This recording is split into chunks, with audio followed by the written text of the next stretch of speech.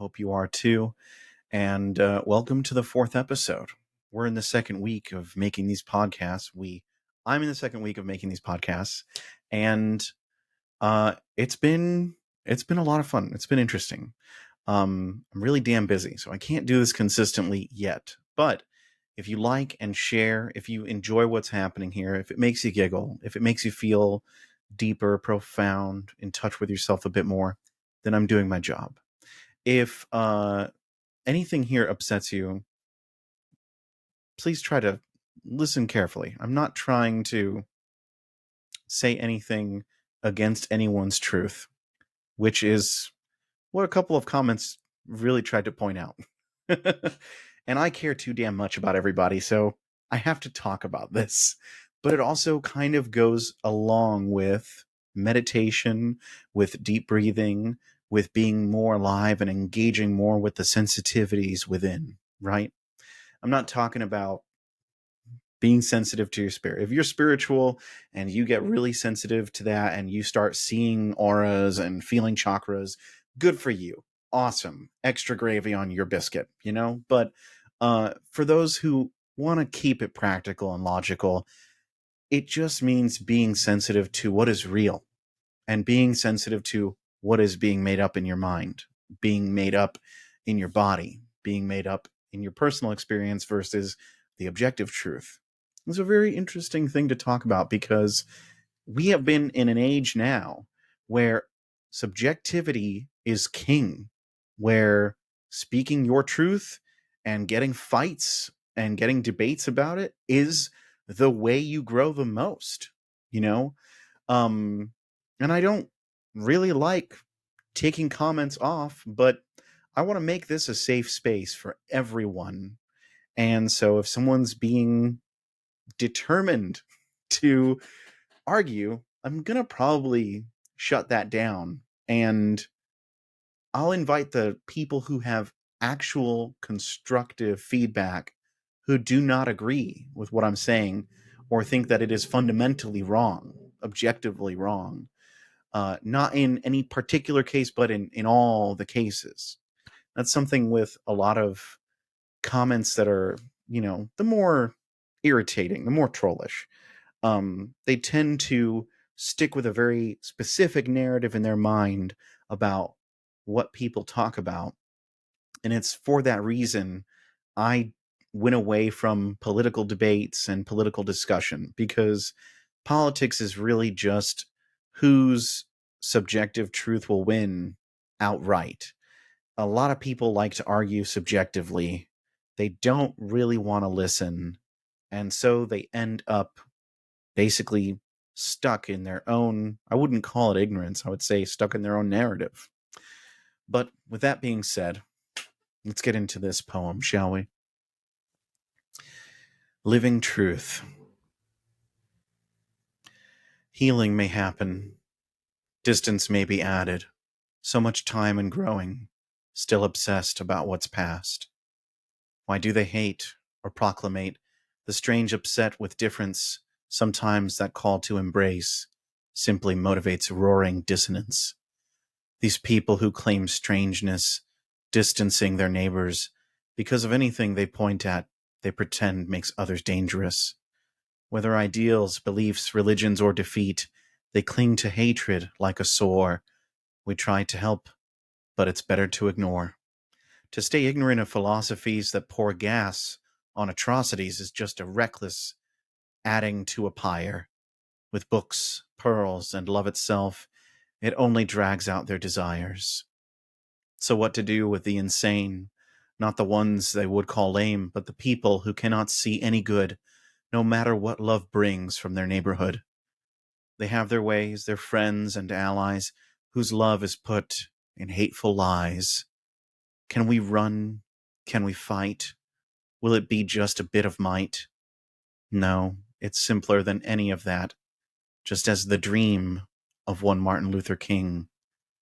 You must add light, not to their sight, to ignite some crazed, insanity-seeking rivalry, but to retain, keep up, and remember that the people who accept love, their mercies last forever. in memory are present, in moments yet begotten, the truth that lives in love that gives, direct or through channels, is always just one smile away, one embrace, one good meal, one soft night where tears appear. Begin anew in every moment that you do. Escape from torment, cruelty, and fire. You have run from hell. Now it's time to love with pride. It needs no vengeance, no malice, no forgiveness. The ones who make a miracle of change, they're the only ones worth our witness. Keep going, keep breathing, keep imagining like a child. One day, come what may, that love will continue to inspire. For that dream is coming true. It's only up to you.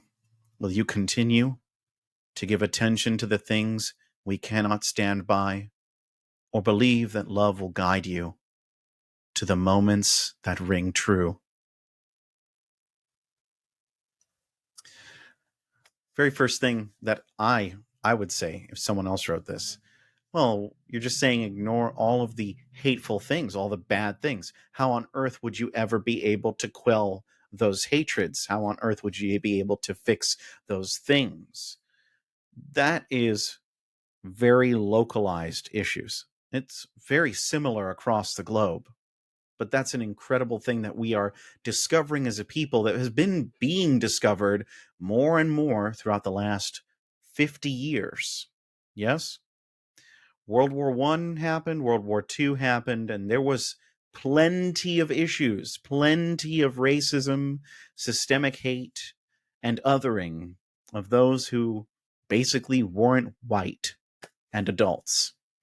And soon enough, there was the teenage revolution, right? The youth basically taking over. And what's happening now? It's the same thing, but with even younger people. Kids know how to use cell phones and iPads better than anybody else right now, as long as they have access to them. And so I'm not saying ignore things. I'm not saying ignore all of the problems, ignore what's bad about the world. That's not it. But the problem with what we're doing right now, the problem with what a lot of Americans have been doing right now, is that they just fuel that fire, that hatred, because they want to argue, they want to reason, they want to be intelligent. People who are clinging to fear, people who are already in a mode of hatred of things that they're afraid of, they're not ready to talk about it. They're not ready to reason. It's really incredible, the people who do attack these problems with love in their hearts. It's amazing. That is what the best of them have done in the past.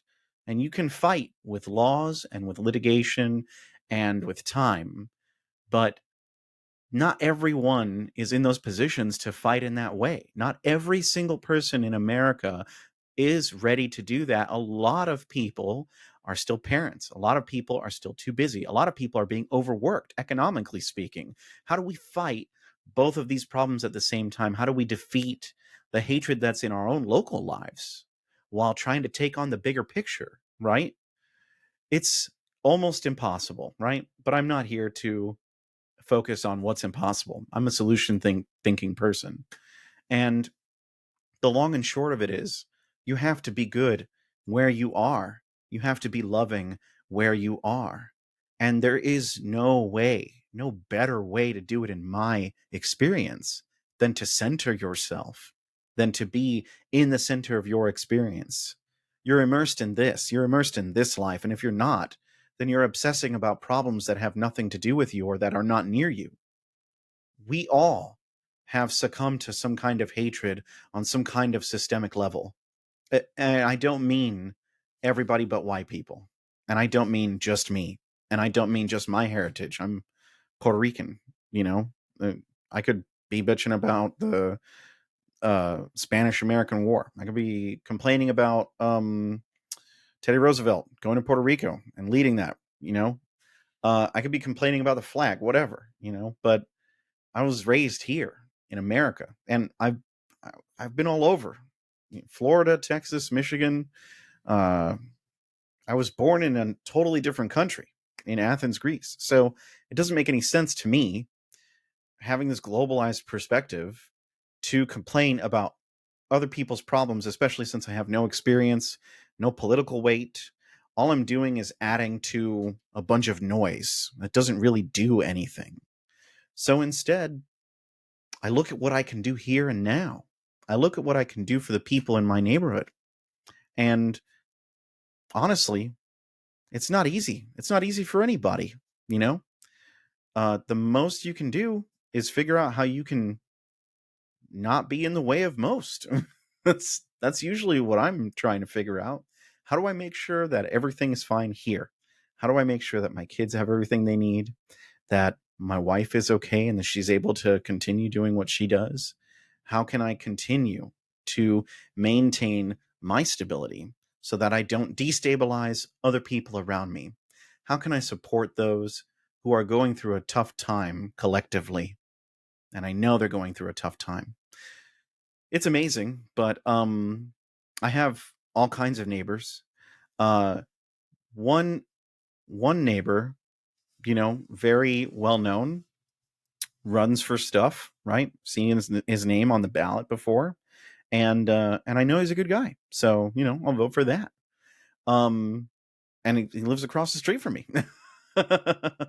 There's my other neighbor to the left, who, fantastic person.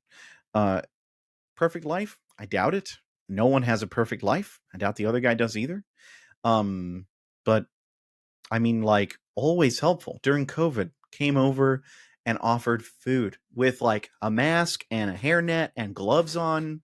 It was awesome. They did their best to be there when everybody was in need. And I was just so grateful for that. The other neighbor, sells drugs, and we know that. We don't like look for it. We don't seek it out, but we know it's happening. You can kind of tell there are signs, and this is where things they get complicated. Everybody is living such a different life, even that close knit together. We're not like in an apartment or anything, but we're neighbors. We're right next to each other. You know, And down the street, there's families with kids who play outside all the time. I can't really let mine just go out and wander because of a personal situation that they have to deal with, and nothing they caused. Is just the kind of life that they ended up with. So it's different for everyone. It's so different for everyone and so specific. When we start talking about global issues, we're talking about a myriad of personal issues that, when you look at all of them together, they build up this bigger issue that is so obviously there. And instead of trying to address and give light to every one of those things, we want to call out people. We want to whistleblow. And we want to tell people that they're wrong for doing something. We want to tell people you should be ashamed of yourself. You should feel terrible. I mean, I don't want to tell you you're wrong. It's true. Some people are just assholes. Some people really do like putting their thumb in a wound and making it feel painful. I've seen it. It happens. It's the worst thing ever. You know what's never going to help ever is telling them they're bad. They already know that. They like to do that. People who like doing that, they don't want to stop. So it doesn't make any sense to yell at those kind of people, right? People who are knowingly malicious, who are obviously doing it on purpose.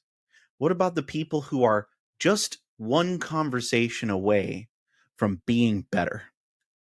What about them? Do we do that to them? Do we take our thumb and shove it in their open sores, in their fears? I tell you, I've never ever been accosted by anyone, accused of anything, and felt like, oh, I feel better. I feel so much more enlightened. This is the best thing I could have had because now I'm aware of my problems. An attack is an attack. It doesn't matter where it's coming from, your heart, your gut, your mind. An attack is an attack. There's such a thing as bringing awareness to something without being a dickhead. I mean, I'm sorry, but a lot of people tend to be truly cruel to each other. And why? Because they assume ignorance, malignant ignorance, purposeful ignorance. They don't assume naivety. Naivety is treated as if it's just ignorance again. Naivety is as if, oh, you didn't do enough research. And of course, I'm going to get plenty of people telling me, you're absolutely fucking wrong. I understand. There's plenty to yell at. There's plenty to yell about.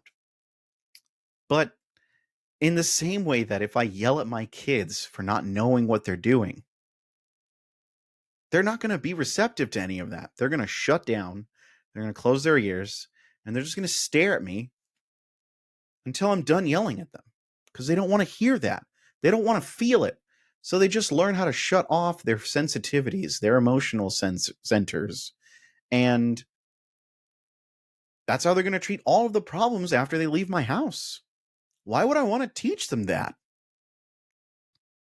If you can answer me, great. But I've tried, okay? I've tried it the old-fashioned way because I was raised in a conservative Catholic home, all right?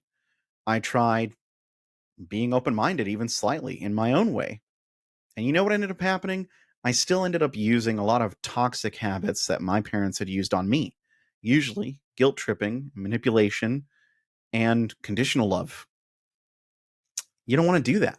It took me a few years, unfortunately, to actually learn, not with breathing or meditation, but just from practical looking at the situation, what I had to do in order to make it better. And you know what? If you don't become more sensitive to yourself, if you don't become more sensitive to what is actually happening, you end up stuck in what you assume is happening. You end up not ever finding out the objective reality of the situation, and you're never going to be able to communicate understanding or compassion to people who you are trying to help out of their own naivety. It's not going to be pleasant for them, and it's going to be horrendously irritating to you. I know, I've been through it as a father, as a man, as a dude, All right? If people are telling you, "Hey, you're being toxic, hey, you're doing something wrong," listen to it. Totally listen to it. If you know that someone is not listening to you, point it out, you know? But there's no need to be lacking compassion in that way. There's no need to not have an open heart in those situations. It just takes a lot of strength and a lot of fortitude. And that's something that you can build up with the techniques that I've been showing you in this podcast. With the very first podcast, it's just sitting down and breathing. It's just meditating. It's just having a good amount of time where you feel alive. In the second podcast, we talked about having that layered mentality, how you see your thoughts in the meditation, and then you start judging your thoughts with your thoughts, and how we have to focus more on the thing that's watching the thoughts, on the fact that you have awareness in and of itself. That's an actual thing. You can pay attention to the fact that you are paying attention. It's something I do every day. And then in the third one, we talked about imagining, which I kind of feel like I jumped the gun. That's a pretty high-end thing to do, to imagine with your whole being, to imagine with emotions that are only positive, to imagine with only solution-based thinking, to imagine with all of the things that you know now and everything that you know you desire for only the greatest good for everyone around you. That's a really high-end level of thinking. And there's going to be plenty of people who misuse this or who use it in a way that's very vain. And I don't mean vain as in like, oh, it's actually, I kind of do mean vain. Oh, it's all me, it's all me, it's all me, right? It's not all you. All of it is part of you. All of it's connected with you. But that's why it's so important to be open, especially in these extremely chaotic times where people are constantly trying to look for a way to fight each other and be mighty about each other. I had a really intense, really profound experience when I was young. I was 21 or 22. I can't remember exactly. I was living in Florida in college, and I was experimenting with meditation. Um, I had sat down to meditate. It was maybe 25 minutes later into this meditation, and I had a very profound, vivid vision, if you will. So it's not like I was lost in anything. It's very similar to hypnosis, and that's not like I was being puppeted by anything.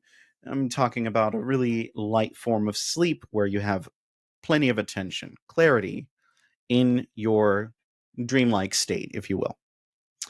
And in this vision, I was kind of like in the Matrix. It was like a white void, but there were people everywhere. Hundreds of people, like dozens near me, but hundreds of people right ahead of me, thousands of people just like 100 yards off in the distance. And this event was occurring where there were multiple spires, towers of human beings. They weren't dead. They were climbing all over each other. They were standing on top of one another. They were like ants building a ladder, right? But instead of going towards anything, they were just falling as soon as they got to the top, all the way down. And thankfully, it wasn't anything violent. I wasn't seeing like this dramatic display of gore and eradication. I was just witnessing this kind of stupidity, people climbing this tower. And I asked someone nearby, I was like, what are you doing? Like, what is this for? I was like, we got to get to the top, man. That's where all the good stuff is. And I was literally watching people fall off the top. And I was like, what are you talking about? They're just falling. And I was like, yeah, but it's thrilling. It's amazing. It's so much fun. You can go up there and it feels so good. And I didn't really understand, you know? Uh, and then here's the wackier part. I mean, it's a vision. It's at that point I was very into Jesus and stuff like that. But I saw a man in a turban who, to me, looks a lot like Sadhguru, but I didn't even know who Sadhguru was back then. So I thought it was, some prophet I didn't know about or something. I saw Buddha and I saw Jesus, who, by the way, was dark toned. He ain't white, okay? Anyway, I saw all three of them. They were sitting down, like, meditation pose.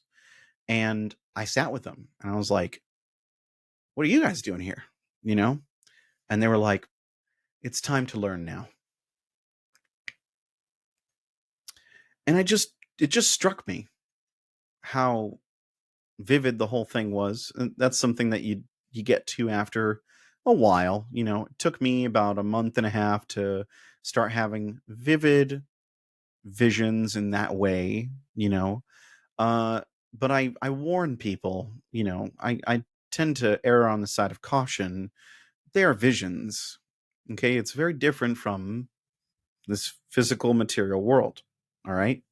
And that's for a reason. It's because visions have to do with something that is stirring inside. It has to do with feelings, metaphor, ideals, belief systems, pasts, traumas, as well as ecstasies, And in that particular moment, I was really frustrated with the way that people were so emphasizing on wealth, material gain, and prosperity through career. And to me, that vision meant, oh, I am not about obsessing about the material gains in this world, because to me, it's like you're not doing anything. You're not really adding to yourself. You're not adding to your experience, and you're not adding to your aliveness. That's what matters to me. The biggest deals are what people go through, not what people get, but what people go through. Gaining wealth is something you go through, but you're not gaining anything that beyond the necessities and beyond tiny little moments of joy and happiness. It doesn't really add to your life, your aliveness. That kind of thing is when you incorporate people into your wealth, when you become generous from your wealth, when you bring in your family into that wealth, when you give that wealth in a way that sustains it, grows it, expands upon it, and just blossoms everywhere around you. When you can water that garden as much as humanly possible, to the extent where those flowers start saying you're a miracle worker, that's the shit right there. That's the bomb, all right? The spirit bomb. And I'm telling you, that is what I wish I will do when, if I ever get to that height, you know?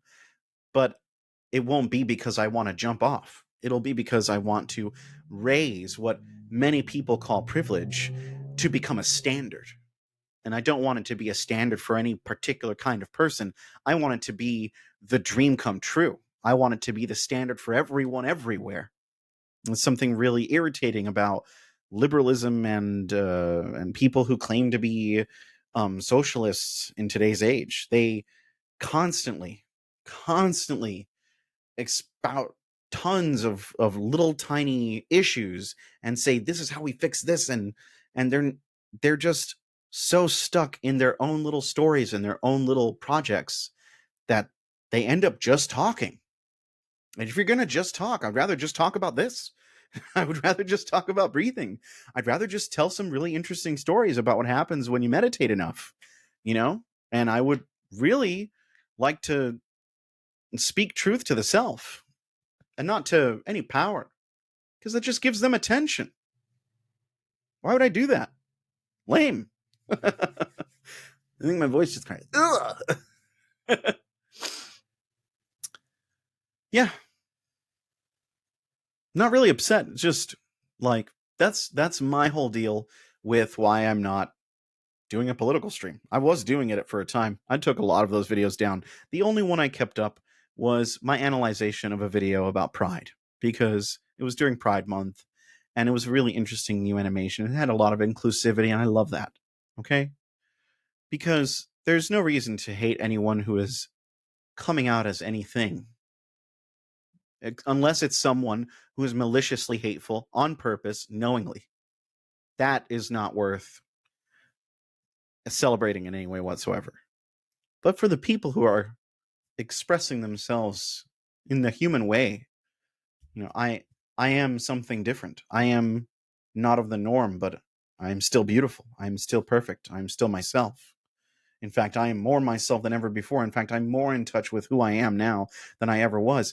It just adds a spark to their life. You can see it in them, And yes, I'm talking about people who are LGBTQ plus and all that stuff. Okay, I am talking about that, but it's not because they're part of a club. It's because they're more sensitive to the inner aliveness. They're more sensitive to what is making them feel alive. And you can tell it's genuine, not because they're constantly spouting out about their rights or anything like that, because they are more alive when they do it, because they are more passionate when they're doing that. That is the thing. Sorry, my kid's texting me.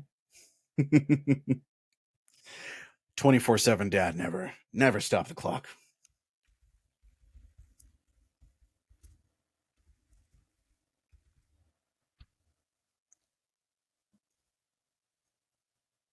There we go.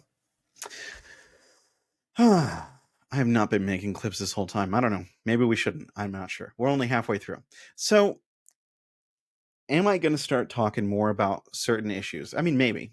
I totally will if people want me to mention something or comment on it. Fine. Whatever gets you to get on here and listen to me complain about how you're not breathing enough, okay? But the most important thing, the thing that I think is most important, is that we do not incorporate the same tactics and methodology from those who live hateful lives in order to say, oh, we're combating hate. We're doing the right thing by combating the hatred and the despair and the atrocities. There's a difference between literally adding light to a situation, adding solutions to a situation, standing up for what is true in the self, standing up for what you know is your right, God-given, standing up for what you know is what you know should be the standard for everyone, standing up for what you know should be the good for everyone, what you know should be there for all people, all hearts, all spirits, every single individual on this planet. There is a difference between standing up for the right for the right reasons, for the living truth, than constantly giving the people who hate on purpose energy by giving them attention. It's literally the only reason that this stuff is lasting as long as it does, is because people are getting attention.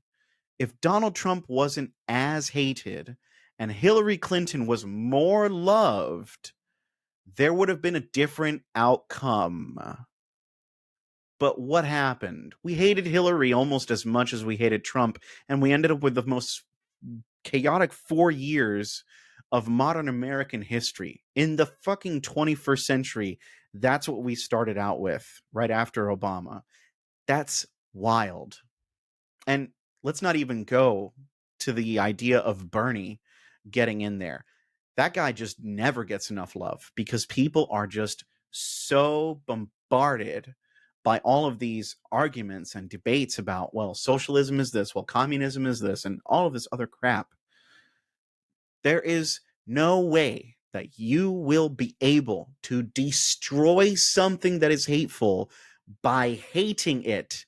That is its nature. It loves getting hate on. Trolls don't go away when you give them attention. They spring up by the droves, bro. They keep coming. And it's like it's so ridiculously obvious to me, but also I've experienced it myself. I've been through the gamut of trying to have political streams, trying to be a current events commentator, and all it really does is make you unhappy. That's all it did for me. I wasn't happy talking about bad news all the time. I wasn't happy looking up all of the problems with the world and just talking about them. Sure, some people, that's their purpose, to shed light on something dark so that other people can go and fight that thing directly. Yes, I do not want to say that that is never going to be a good thing. There are people who know how to do this properly. I just started mimicking a bunch of more, I guess you could say, unnuanced people who were attempting to do it in a way that was very similar to the way that people who are hateful tend to talk about their issues. And it doesn't matter what the issue is, it doesn't matter if you're right objectively or wrong. What you give, you are creating more of. You know, I've heard this comment, what you resist persists. It depends specifically on how you're resisting it. If you resist someone by giving them attention or trying to manipulate them back or hating on them out loud or complaining in such a way, that's not the best way to do it. The best way to truly nullify, because that's the thing, resistance, sheer and pure resistance does empower that which feels power over you. Yes? If I'm wrong, you let me know. All right? There's such a thing as rebellion, but usually with rebellions, nobody gets what they want out of it afterwards because it ends up being some guy who decided to become a dictator in the end, or it was a coup, a military coup. You know, and I'm not really clear on all those details. I'm not a historian, okay? But from what I know, from what I've experienced, from all of my life, and it's only 33 years, okay? I haven't been around long. I might be wrong. There might be examples that are exactly the opposite of what I'm saying. Sure, there's always a caveat, some kind of exception to the rule. But my point is, the whole reason that all of this atmosphere of hate exists is because people hate it just as much as they're being hated.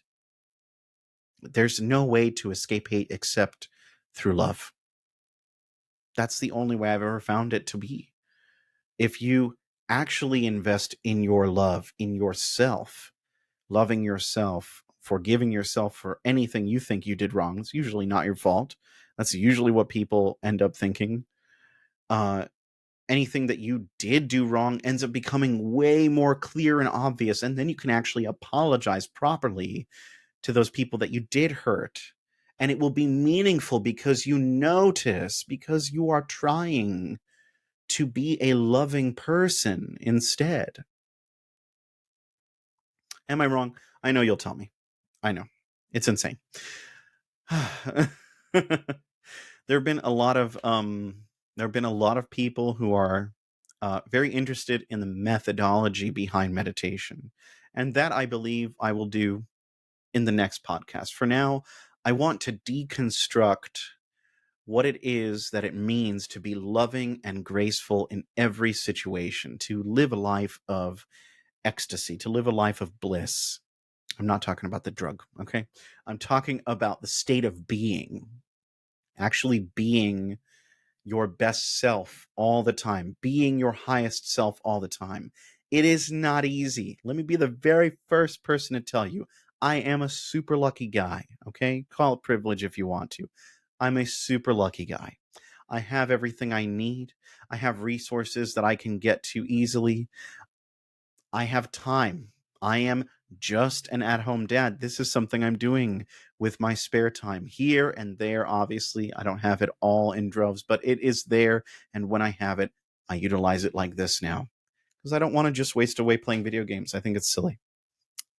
I thought it was silly even when I was wasting away and playing video games. I was eager to do something else. But you know what?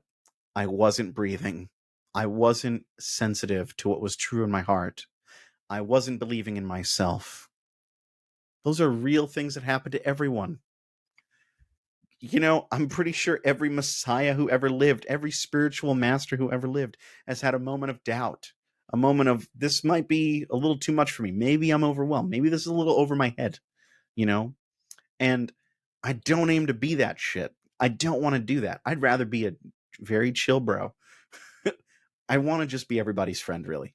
That's really what I want to do. And I want to make it seem easy to be everybody's friend.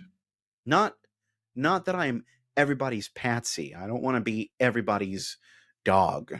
Not everyone is going to get cuddles from me, okay? There's plenty of people who have nothing but hate in them.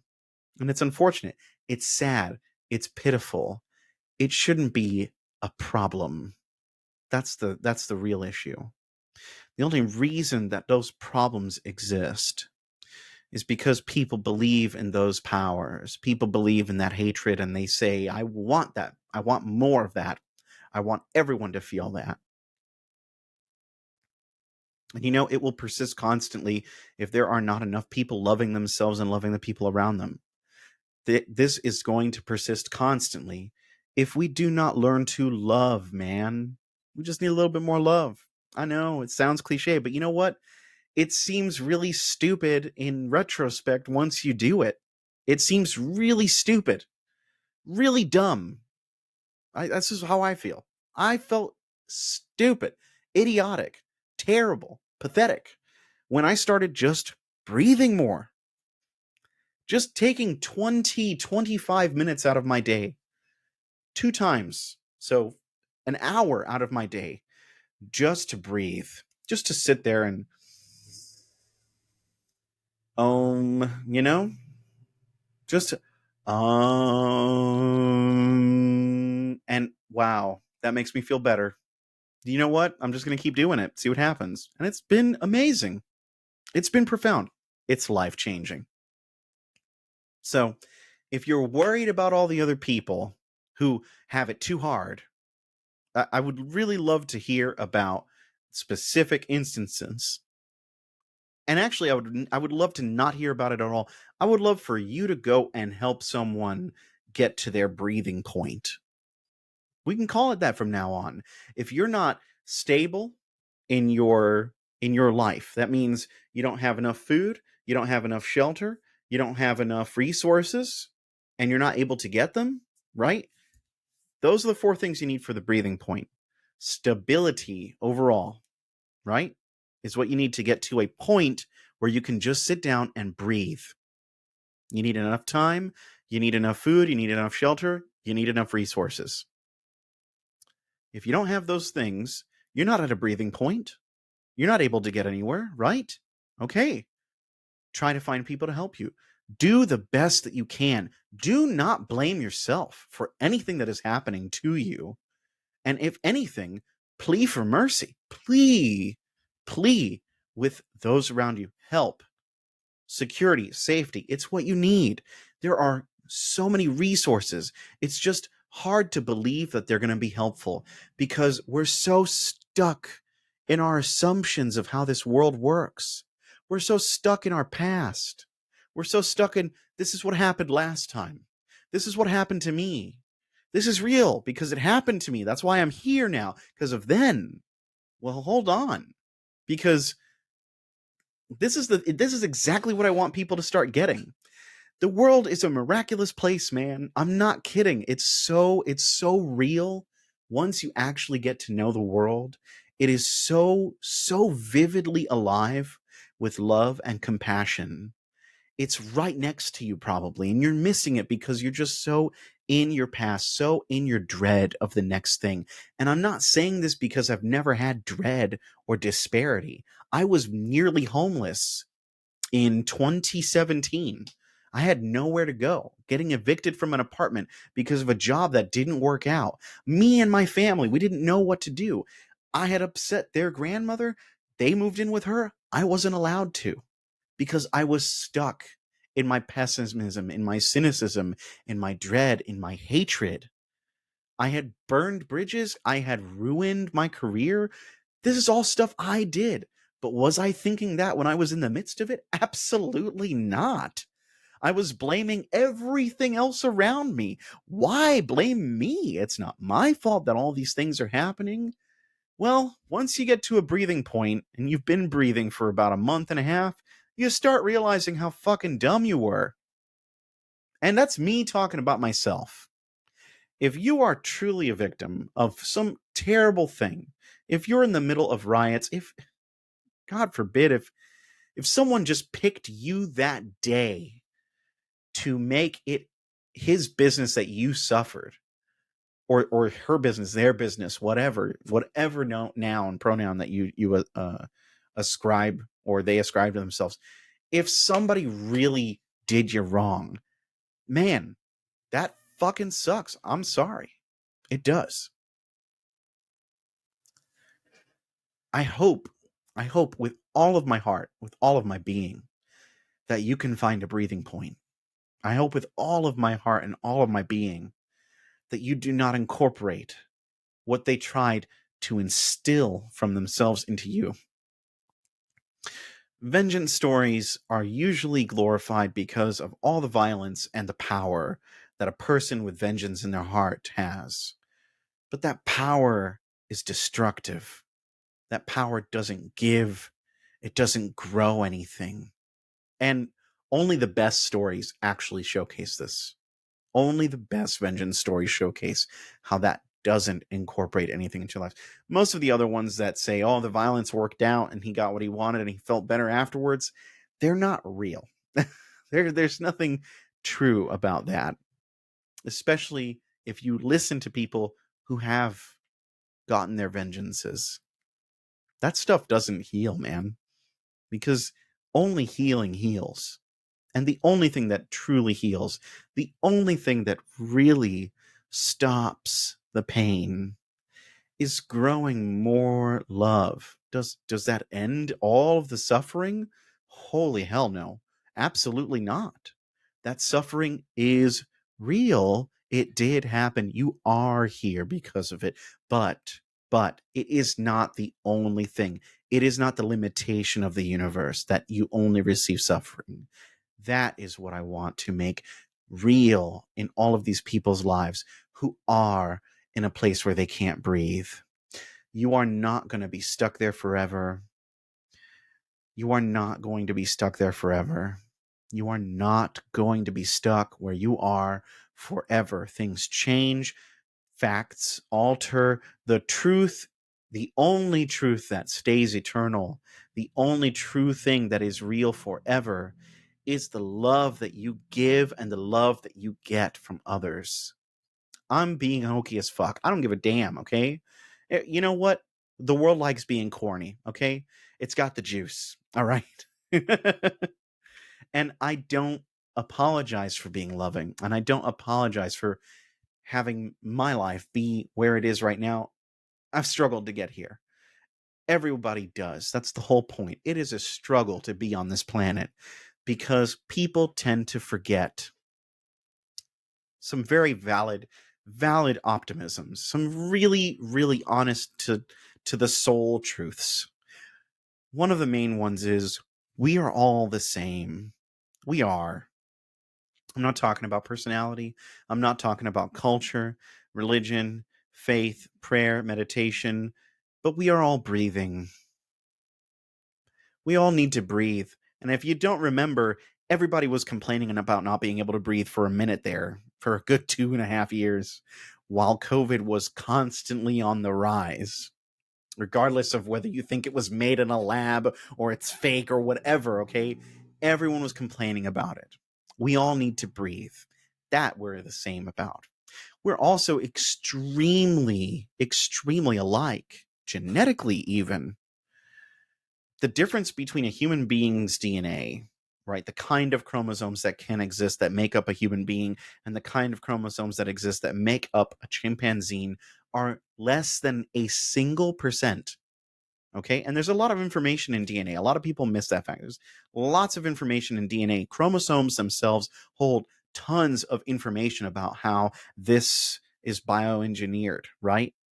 But the way that we are different is so slight that there is less difference in our DNA from each other than between a human being and a chimp's. Do you understand?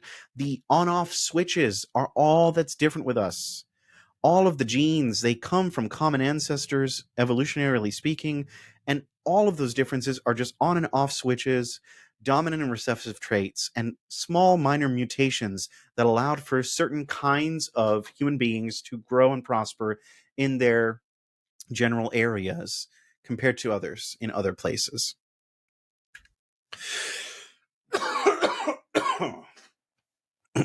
Excuse me. And so we're all the same. We all need the same thing: food, water, shelter. We need sunlight. We need enough to live. We need time. We need time to be ourselves. We need to breathe. We're all just flowers, man. And a lot of us don't ever even blossom, not even a peep, because we're afraid. We're so afraid. Even me and my luck, in my fortune, in my privilege, in my life of happiness and contentness, which, I'm still a dad of growing kids. That's its own little bag of problems. But there's still a doubt. There's still doubt in myself even. Don't mistaken this charisma or whatever you want to call it for sheer will, okay? Lots of conversations between me and friends to get me to this point where I felt comfortable enough to share my feelings, my thoughts, my exchange of whatever you want to call it, this mystical experience that I'm having constantly, and this awareness of how everything around me is a miracle. Everything, every particle of it is miraculous to me. The fact that it's even like this is crazy. Like, why do we even have like these five little nubbies? It's wild to me that everything is the way it is. It's so cool. I'm constantly enamored by it. It's the dopest shit ever. Anyway, I know that there's always going to be someone who's in pain. There's always going to be someone who's suffering when they see this stuff. They're going to think, this asshole, he's just going off about stuff that I can't do anything. I can't do anything like that. It's so stupid, right? And, yeah, Or people are going to say I'm full of crap because I'm just riffing off of feels and it's not anything practical. I get that too. I thought that way for a long time. And then I just I mean, what can I say? I started breathing again, meditating again after years of thinking it was just bullshit, and it made me a happier person. If it doesn't work for you, I hope you share what does. I hope you do share what does work for you. I would love to hear it, because we're not that different, and if something works for you, it might work for me. I'd love to hear that. What I don't want to hear is despairing unless you're in despair. I don't want to hear that you're worried about someone else simply because you're watching videos about it and content about it I see the news. There's a fire going on in Canada. The smoke is reaching where I'm living right now. It's a shame. There was that shooting that I talked about just a few episodes ago. There's the Titan, you know, and people happy about billionaires dying, but not so happy about, you know, family falling apart. It's strange that people are okay to hate as long as it meets certain criteria. And they love hating. They love it. It's so destructive inside. It really does kill what's alive in you. Or rather, it's not anything that will last forever. If anything, you look back and you're embarrassed, disappointed with yourself. You know, that's how I feel. That's how I feel looking back at old videos. I actually started watching old videos from 2015. I tried doing this very thing with a show called Comfy Thoughts.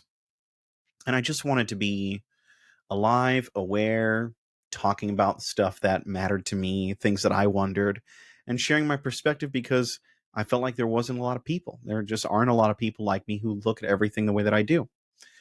And I didn't believe in myself. I quit it. I unlisted all of those videos.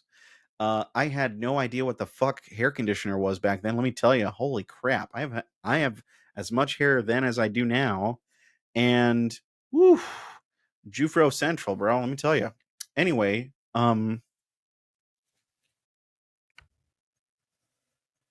oof.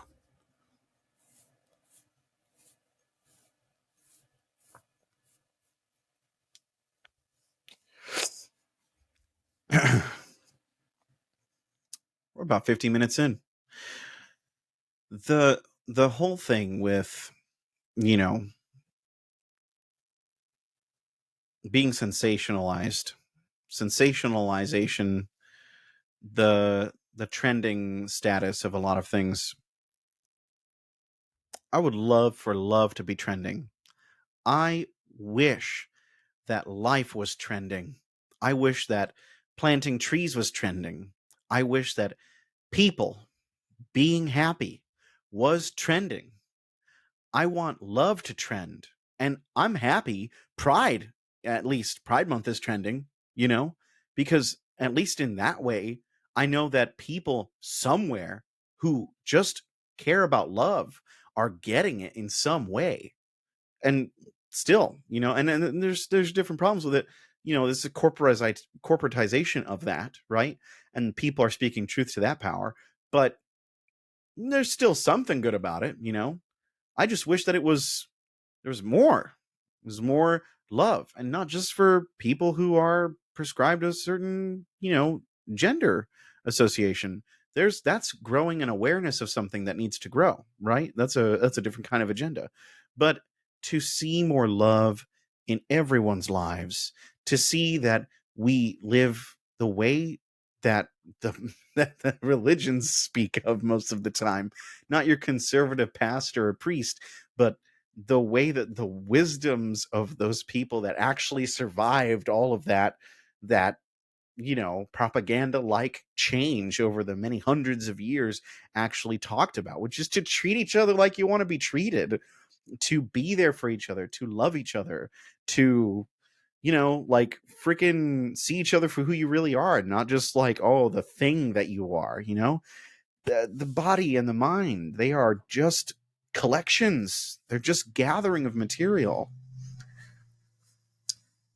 It's the thing that keeps the heart beating, and that feeling of, oh, that feeling that gives you breath, not that takes your breath away. It's really the opposite, but the thing that gives you breath, the thing that makes you feel more alive.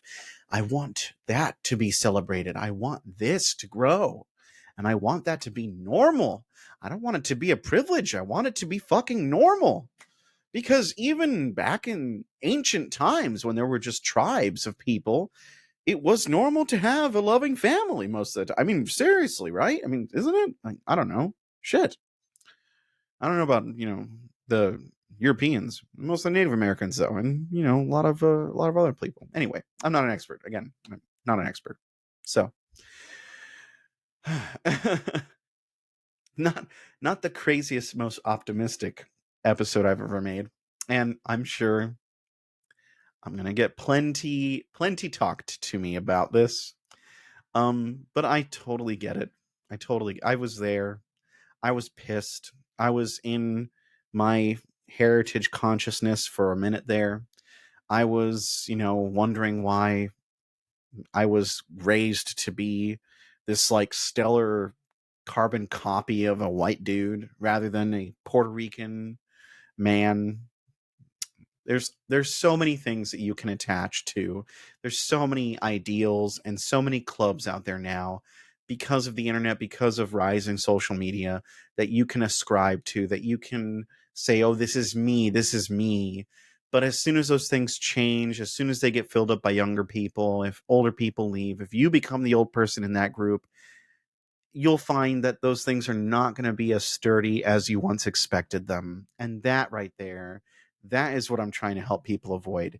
I don't want you to be fallen out or tossed out of a club and then make it feel like you don't matter, like your life doesn't matter. That's so the opposite of what we should be doing. We should be addressing the greatness in ourselves. We should be having that pride in our personalities, in our differences, and we should be willing and able to share that with each other like we're brothers and sisters. And if we can't do that, well, so long, I guess. That's fine.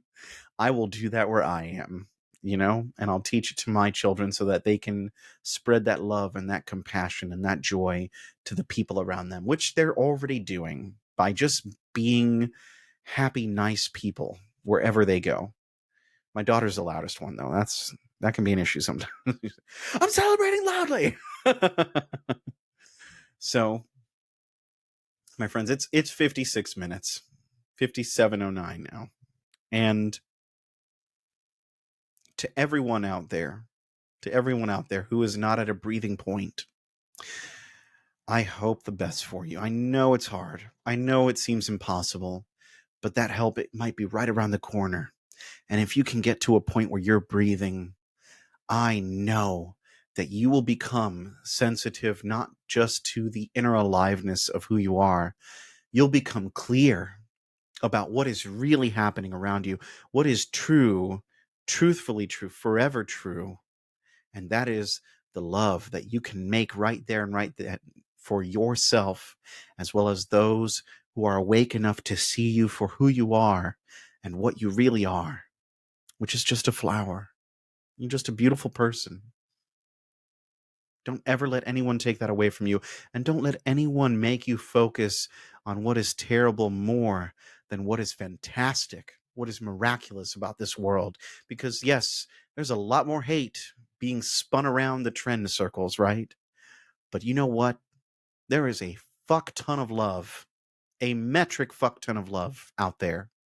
And that tonnage will expand exponentially every time that you spread it like it's the only thing out there, which we should be doing more of all of the time. I don't care how long it takes. I don't mind waiting. I will be loving here. I will be comfy here. I hope you are too.